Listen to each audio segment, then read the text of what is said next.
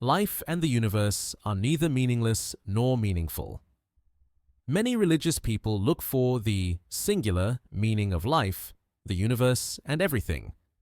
The existentialists, on the other hand, embrace the meaninglessness or absurdity of these very same things. Yet surely the latter position is just an inversion of a binary opposition. In Derrida's terms, one half of this opposition is completely parasitical on the other half. Ironically, then, the existentialists embraced religious ways of thinking. I would warn you that I do not attribute to nature either beauty or deformity, order or confusion. Only in relation to our imagination can things be called beautiful or ugly, well-ordered or confused. Baruch Spinoza. Oddly enough, this essay was motivated by what the physicist and science writer Paul Davies wrote on the possible absurdity of the universe. Thus, it wasn't initially a reaction to what the existentialists or Albert Camus wrote on this subject. Davies believes that if, what he calls, the laws of the universe can't be explained, then we must live in an absurd universe. I took issue with that position in my essay, Physicist Paul Davies's Faith in His Idea That Science is Founded on Faith. In an op-ed article called Taking Science on Faith, which was published by the New York Times, Davies argues that without an ultimate explanation of the laws of the universe, or any answers to his deep questions, then nature is a fiendishly clever bit of trickery. What's more, we are faced with meaninglessness and absurdity somehow masquerading as ingenious order and rationality. So why use the word absurdity here? Davies also used the words reasonless absurdity.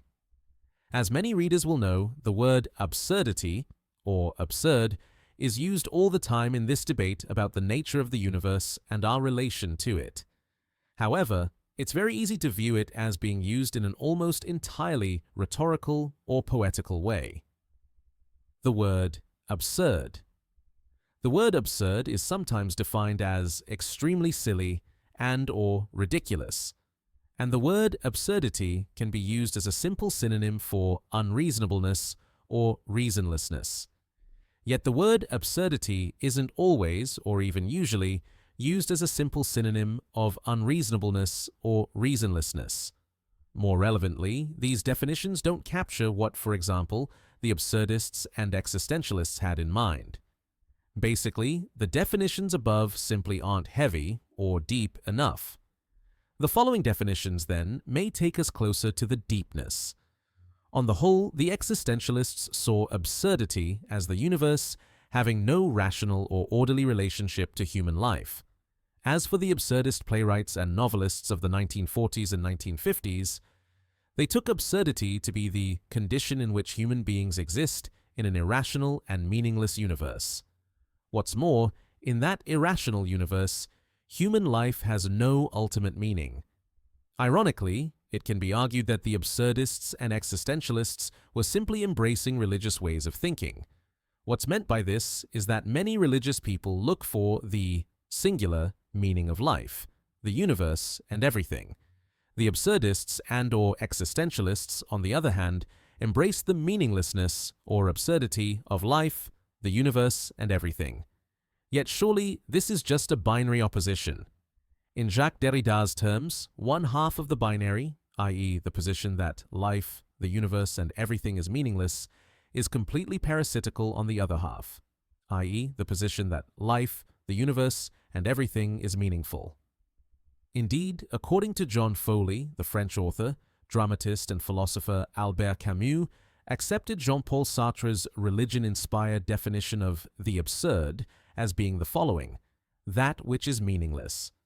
Thus, man's existence is absurd because his contingency finds no external justification.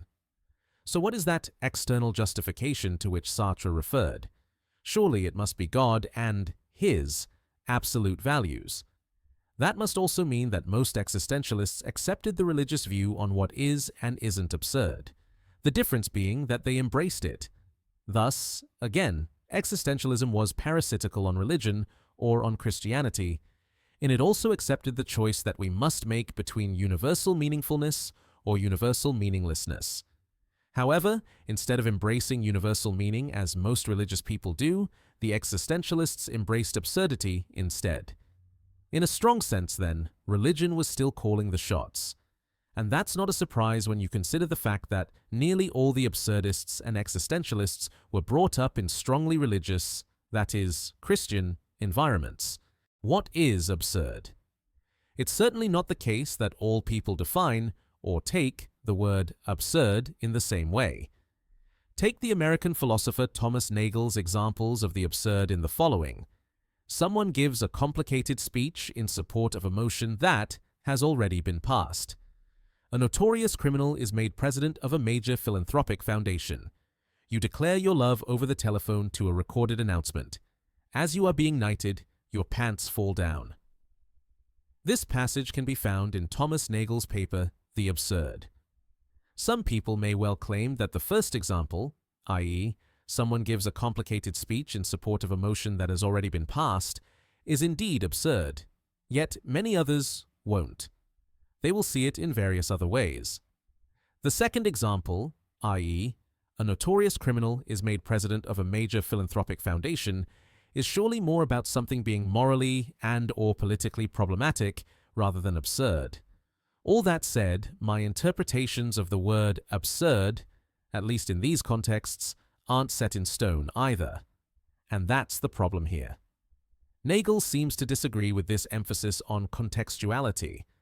Although Nagel takes a position against Camus and his stance on the absurd, he nonetheless sees absurdity, or the absurd, as being a, as it were, real concrete thing.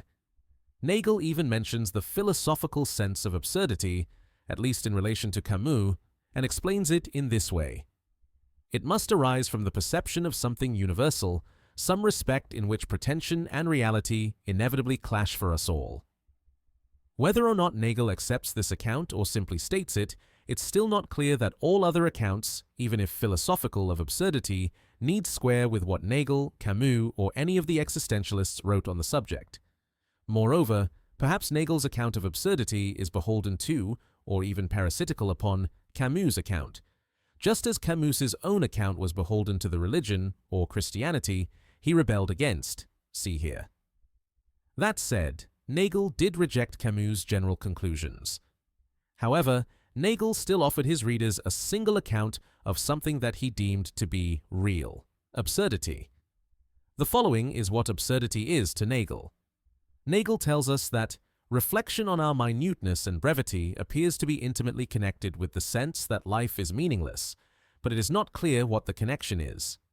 Nagel is both right and wrong on this. Many people may well reflect on the minuteness and brevity of their lives, yet they won't also conclude that, Platonic, life is meaningless. Other people may well conclude that it is. So it depends on the individual. Nagel is also right when he says that there's no necessary or immediate connection between this minuteness and brevity of human life and meaninglessness. Again, the fact that we are going to die has no necessary connection to absurdity or meaninglessness either. The psychologies of existentialists. Much of what has been written on the subject of absurdity is a case of writers, philosophers, and religious people projecting onto life, the universe, and everything, see psychological projection. However, it isn't the case that what people believe and feel passes over to life, the universe, and everything.